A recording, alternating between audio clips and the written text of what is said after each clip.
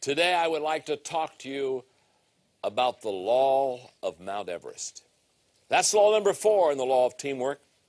And the law of Mount Everest says, as the challenge escalates, the need for teamwork elevates. In fact, in your notes, I want to make sure you get this. This law is about gathering and growing a team to accomplish something big.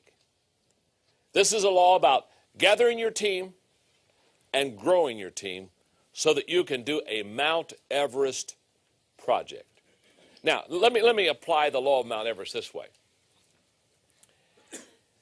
If you're just going to climb a hill, now we're doing this taping today in Atlanta, and Atlanta's got a few hills. It's got Stone Mountain. It's not a big mountain. I mean, I suppose in about an hour and a half, if you want to, you can climb it. If you want to go climb Stone Mountain, you can do that on your own.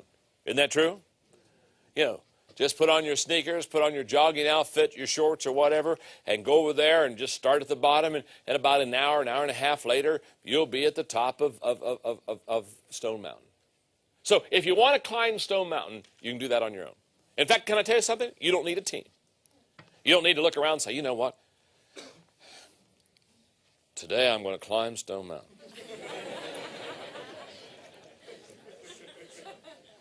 And I think I need you to come along, and we need to get some ropes. And no. If you're going to climb Stone Mountain, you can do that on your own.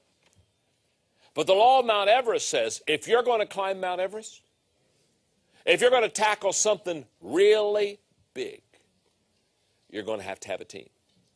And you're not only going to have to gather a team, you're going to have to grow a team. You're not going to have to get people around you. See, if you're going to climb Mount Everest, if I'm going to climb Mount Everest, if I'm going to climb Mount Everest, I don't just go to any group and say, hey, gang, I'm going to fly over and climb Mount Everest, and I want you to be on my team. Now, that's not the way you do it. I may not want them on the team. I mean, hello? What's your name? Ron. Ron may not like heights. That's a drawback. So if I'm going to climb Mount Everest, it's just not like getting people together. It's getting the right people together. So it's not only gathering a team, it's also growing a team. Now, the law of Mount Everest begs for 3 questions. Question number 1. What is my dream? You got to start there. And let me just say this, for some of you in the room, some of you watching this training video on teamwork, for some of you, you don't need to go to number 2 or 3. Because your dream is so small, it's not Mount Everest. You follow me? It's kind of like exist. Breathe. See. Walk. So if you don't have a big goal or a big dream, you don't need to fill in the next 2 things. But you got to ask yourself, what is my dream? That's the first Mount Everest question that you have to ask yourself. Do I have a little dream? Do I have a big dream? Do I have an impossible dream? What kind of dream do I have? Okay, that's question number 1. Question number 2 is, who's on my team? Once I have established what my dream is, the next important question is, who's on my team? For example, let's go back to my illustration a moment ago. Let's say I'm going to climb Mount Everest. That's really my dream. I want to climb Mount Everest. Okay. And Ron here, I bring him on my team, and he doesn't like heights. He not only doesn't like heights, he's now telling me he doesn't like cold weather. And then he says, you know, John, I'm not trying to add problems to this issue, but I also am quite clumsy.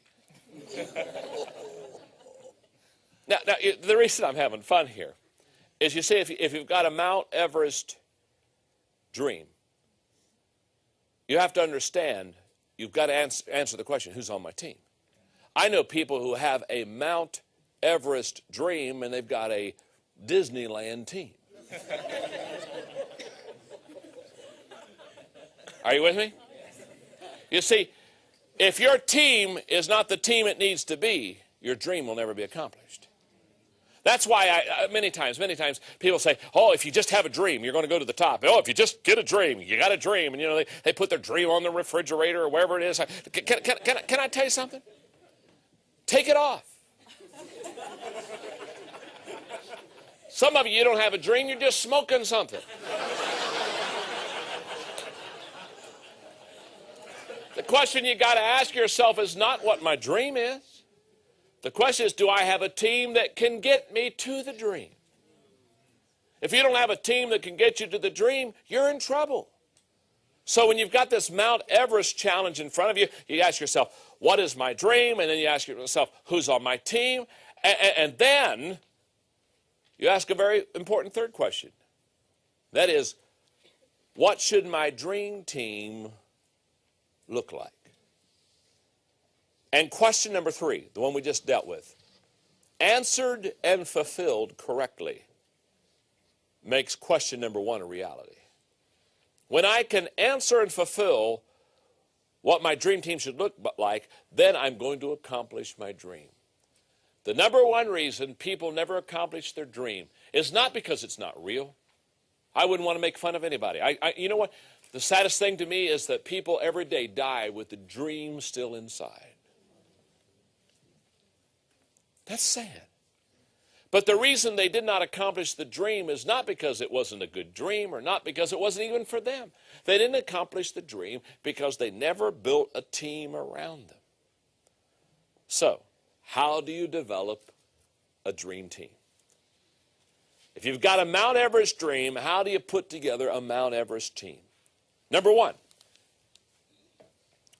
know what leaders look like.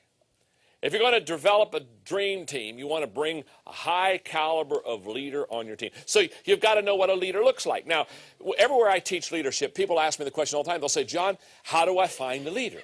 And it's a good question because leaders aren't hard to find. They're hard to find. Isn't that true? Non-leaders, they're not hard to find. They're everywhere. That's why, turkeys flock. Eagles, you got to find them one at a time. So if I told you leave the studio and go out and find a leader, it'd take you a while. So what does a leader look like? And you can't find a leader until you know what a leader looks like. When I go to the airport many times, if where I'm speaking or whom I'm speaking to, they know me by reputation, but they've never seen me. It's interesting, the pickup at the airport. Because there are basically 2 kinds of people that pick me up. First of all, there's the person who is at the airport, and what they do is they get a piece of paper, something like this, and they'll scribble my name on it, and they'll be in the crowd with Mr. Maxwell, you know what I mean, John Maxwell. They'll have this thing up here, and basically that kind of person basically says, I'm standing in the crowd. Here's your name. Find me.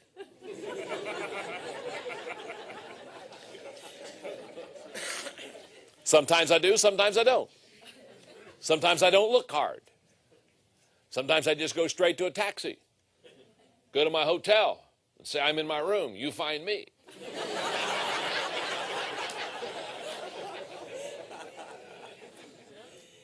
In other words, there are some people, when they're looking for me, they put my name on a piece of paper, and basically they say, it's your responsibility to find me.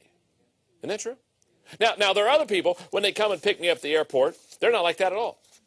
What they are is they'll be in the crowd, all right, but they'll have a book, maybe of mine, that has my picture. And hopefully it's a recent book. and what they'll do is they'll have the book open and they'll have my picture there. And they'll be standing kind of right on the edge of the crowd where the passengers are coming out, and they'll be looking at this picture, and they'll be looking at people coming off the plane, and they'll be doing this number. And all of a sudden they'll smile, and they see me. You know what I'm saying? They say, hey, hi, and they'll introduce themselves, and they grab hold of me. Now, you know what? That kind of person, they say, I'm responsible to find you. 2 types of people. Now, what I'm saying to you is if you're going to develop a dream team, let me tell you what will never happen to you. Dream teams will not come to you. Don't stand on the corner and say, here I am. Here I am. Come one, come all. Here I am. Find me. Opportunity is sitting right here. No. If you're going to develop a dream team, you've got to go out and get them. And let me just say 3 things about leaders. 1, leaders are hard to find because there's not an abundance of them. In fact, I've never seen an abundance of leaders anywhere. When I speak for companies and corporations all over America, I have never gone to the president or CEO of a company and have them look at me and say, John, we're delighted you're here. We do have a problem. What's the problem? Well, we have too many leaders in this organization. We have too many great leaders. My goodness, we're just loaded up with leaders, and we have a leadership glut in our organization. Never have I found that. Why? Every organization I know, every business I know, every government agency I know, every church I know, they don't have enough leaders. Why? Leaders are hard to find. Not only are they hard to find, leaders are hard to gather. Once you find them, it's not easy to gather those people. Why? Because they have their own mind. They have their own agenda. So you go over to a leader. What's your name, sir? Jimmy. I go over to Jimmy and I say, Jimmy, come on, join my team. Now, if Jimmy's a leader, Jimmy just doesn't jump in line. Hut 2, 3, 4, hut 2, 3, 4, hut 2, 3, 4. You know, Jimmy, he doesn't even move. He's a leader. He looks at me and says, he starts asking me questions. He says, where are you going? How long are you going to be there? What you going to do when you get there? Can I drive?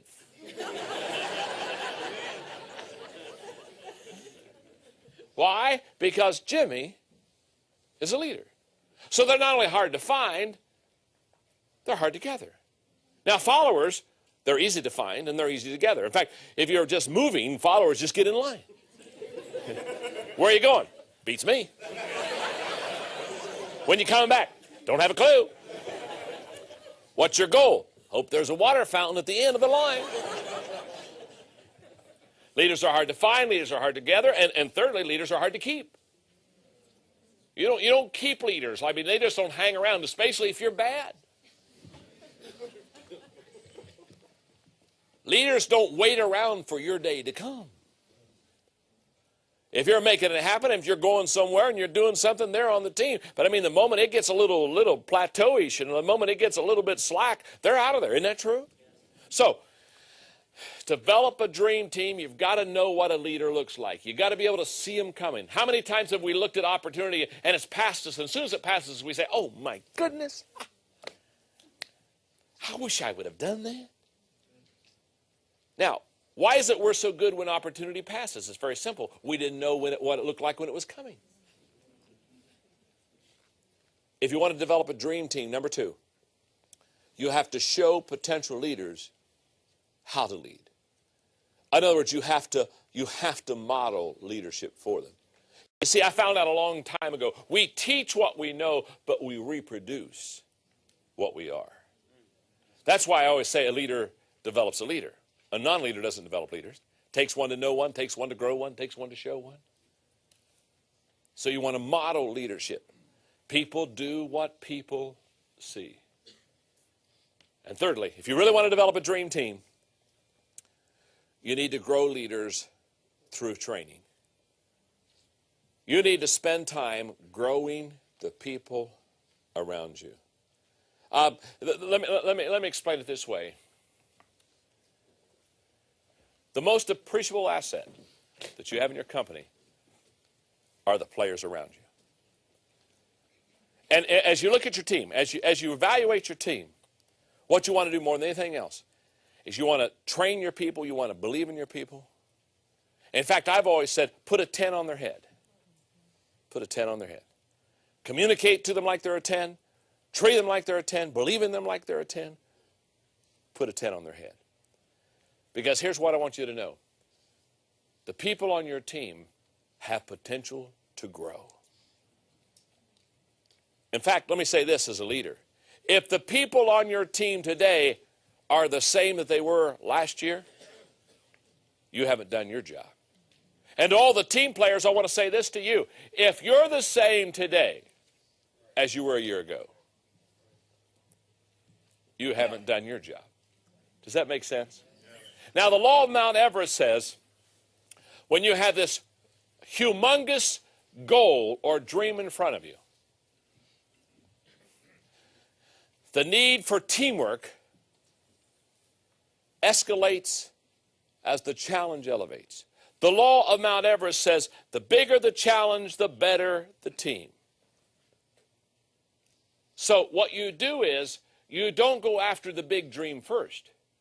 You go off of you start developing the team first. And as they're capable, then you go after the big dream. Love this story. It's a Mount Everest story, but it'll work real good here. A true story of a guide who took a team to go to the top of Mount Everest, got in a major storm. They got about 2/3 of the way up, had to go back down. And obviously, because everybody flew in, great expense, great training, a lot of time and effort, everybody was disappointed. So the guide, knowing the disappointment of the team and knowing they didn't get to the top, said, before we go home tomorrow, we'll have dinner at the lodge tonight. And they had dinner. And it was kind of a somber mood. The people were, they were just disappointed. And so after their meal together, and it was kind of a low-key evening, the guide stood up in front of them and said, before we leave, he said, I want to share something with you. Now, right behind him on the wall in this lodge was a major picture of Mount Everest. In fact, it was as big as the wall. And as he was addressing the people that didn't make it to the top, he turned his back to them and he looked at this picture. And he began to talk to Mount Everest. And here's what he said. He said, Mount Everest, I want to say something to you tonight. We tried to climb to the top. We tried to conquer you. And we failed. We had to come back down. Mount Everest, I want you to know today you defeated us. But Mount Everest, I want to say something else. We're coming back again next year.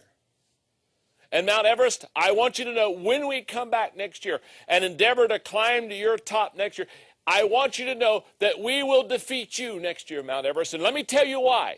Because Mount Everest, you're as big as you're ever going to get. But the people on this team, we can get bigger. And that's the law of Mount Everest.